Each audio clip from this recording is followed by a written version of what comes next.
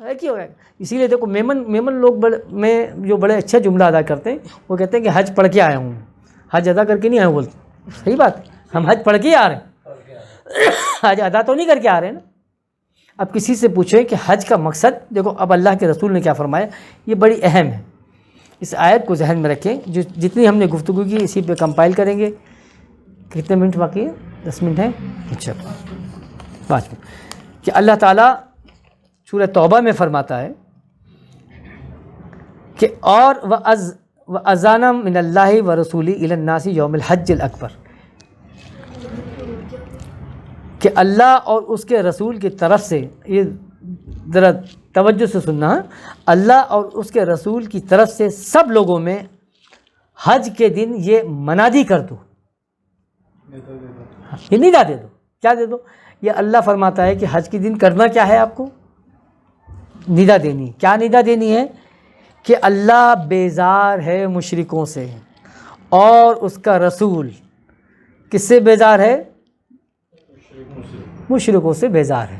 تو یعنی آپ جب حج کے لیے جمع ہوتے ہیں تو اللہ فرماتا ہے کہ اس دن آپ کو کھڑے ہو کے کیا کرنا ہے؟ انا بریء مما یشرکون، کہ آج آپ کھڑے ہو کے امریکہ کو چیلنج کریں گے، وہاں پہ آج رشیا کو کریں گے، آپ فرانس کو کریں گے، آج اسرائیل کو کھڑے ہو کے کیا بولیں گے کہ ہم مسلمان تم سے بیزار ہیں، تم سے بری ہیں، ہم تمہارا نہ ساتھ دیں گے نہ تمہارا ساتھ لیں گے. یہ آپ کا حج کا سب سے بنیادی اصول ہے جو اللہ فرماتا ہے کہ آپ نے کرنا. یہ یعنی حج دراصل کافروں مشرکوں سے بیزارگی کا اعلان کا دن ہے. ہوا آج تک حج میں؟ آج حج کا خطبہ ادا کرتے ہیں، خطبہ امام صاحب پڑھتے ہیں تو وہ صرف یہ بولتے ہیں کہ یا اللہ فلسطین کے مسلمانوں کی حفاظت فرما، ان کی غیب سے مدد فرما دے. تمہارے بچے کو چوٹ لگ جائے، تمہارا بچہ گر جائے، خدا نہ خواستہ ایکسیڈنٹ ہو جائے تو مسلح بٹھا کے بولو کہ یا اللہ غیب سے مدد فرما دے. بولتے کائے کو نہیں بولتے بھائی؟ یعنی آپ کے اپنی اولاد کو اپنے گھر میں کوئی تکلیف آ جائے تو اس وقت آپ کو اللہ یاد نہیں آتا، آپ فوراً بھاگ کے نکلتے ہو. ارے بھائی کیوں نہیں اللہ تو یاد ہے. تو پھر نہیں، اللہ نے کرنے کے لیے بھی بولا. تو یہ جو فلسطین کے مسلمان شہید ہو رہے ہیں یہ تمہاری دعاؤں سے آزاد ہو جائیں گے، یہ کشمیر تمہاری دعاؤں سے آزاد ہو جائے گا، یہ اسرائیل اپنا ظلم تمہاری دعاؤں سے روک دے گا کہ بولتے رہے یا اللہ تو غیب سے مدد کر دے، یا اللہ تو غیب سے مدد کر دے. تو اللہ فرماتا ہے کہ حج کا دن جو ہے وہ کیا ہے؟ مشرکوں سے بیزارگی کا دن ہے. آپ حج کا جو خطبہ دے رہے ہیں تو وہ خطبہ صرف یہ نہیں ہے کہ جی اتنے فضائل ہیں، اتنے مسائل ہیں، اتنے آپ کو نیکیاں ملیں گی، اتنی جنت ملے گی. نہیں، اللہ بولتا ہے کھڑو کہ مشرکوں سے بیزارگی کا اعلان کرو، ان کو للکار کے بولو کہ آج کے بعد ہمارا تمہارے سے کوئی تعلق نہیں.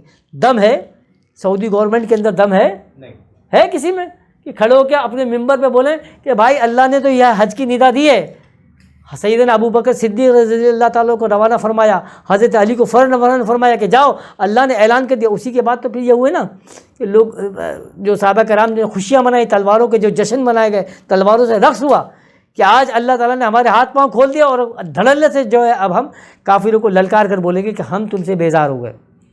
آج آپ بول رہے ہیں نا کہ IMF سے قرضہ لے لیا، امریکہ ایسا کر رہا ہے، رشیا ایسا کر رہا ہے، اسرائیل ایسا کر رہا ہے. کرتے ہی رہے گا، وہ تو کرتے ہی رہے گا. آپ نے بریت کا کوئی اعلان کیا؟ یہ بھائی ابھی 40 لاکھ فرزندان توحید جو ہے وہ جمع ہوں گے، حج کریں گے. وہ کس لیے جمع ہو رہے ہیں؟ اپنے گناہ بخشوانے کے لیے.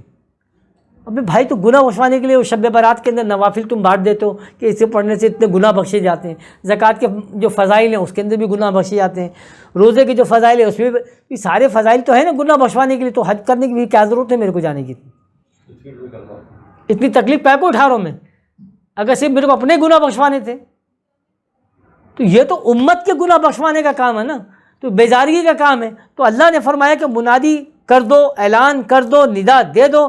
کیا کر دو کہ اللہ اور اس کے رسول کی طرف سے سب لوگوں میں حج کے دن، عام دن میں نہیں بول رہا اللہ تعالیٰ، نکال لو، پڑھ لو اللہ وَأَذَّنَ مِنَ اللَّهِ وَرَسُولِهِ إِلَى النَّاسِ يَوْمَ الْحَجِّ الْأَكْبَرِ أَنَّ اللَّهَ بَرِيءٌ مِنَ الْمُشْرِكِينَ وَرَسُولُهُ، کہ اللہ اور اس کا رسول تم سب سے بیزار ہو گیا ہے اور اس کا رسول تو، اور اگر تم توبہ کر لو تو تمہارے لیے بھلائی ہے. مطلب صرف یہی نہیں بولنا کہ بیزارگی اعلان ہے، اب ان کو کیا کرنا ہے؟ آپ کو وارن بھی کرنا ہے کہ اگر توبہ کر لو تو کیا ہے؟ تمہاری بھلائی ہے، اور اگر منہ پھیر لو گے یعنی نہیں توبہ کرو گے تو تم یاد رکھ لو کہ اللہ کو تھکا نہیں سکتے۔ اور کافروں کو خوشخبری سناؤ۔ اب خوشخبری کا جو لفظ آتا ہے وہ کس کے لیے آتا ہے؟ اچھی چیزوں کے لیے آتا ہے نا۔ لیکن اللہ تعالیٰ نے دیکھو قرآن کریم میں جہاں جہاں پر کافروں کو دردناک عذاب کی بات کی تو وہ کہا وبشر، کہ ان کو بشارت دو، خوشخبری دو کہ تمہارے لیے کیا ہوگا؟